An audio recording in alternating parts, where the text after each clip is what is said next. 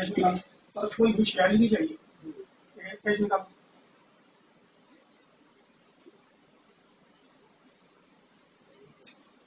मैं तेरे सर पे मारूंगा भड़वा, तेरी समझ में नहीं आ रही बात। मैं तुझे कैश का बोल रहा हूँ, ये कैश है भाई, सुबह का 3 लाख रुपए इकट्ठा किया, मुझे दे ही देना कैश निकाल। बाकी रात को बड़े नोट बड़े नोट मैं तेरे घुटने पे दे मारूंगा, समझा कि नहीं? मैं तुझे कह रहा हूँ बड़ा नोट निकाल जल्दी कर।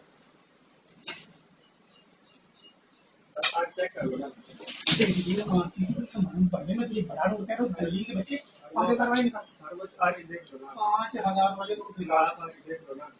मैं कह रहा हूँ 5,000 वाले तू नहीं मानेगा, तू मानेगा नहीं ऐसे। अभी अगर निकले ना तो फिर देख मैं तेरा हाल क्या करता हूँ। पीछे कौन तेरा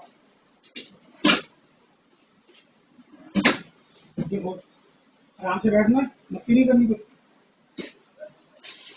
दूसरा बोल रहा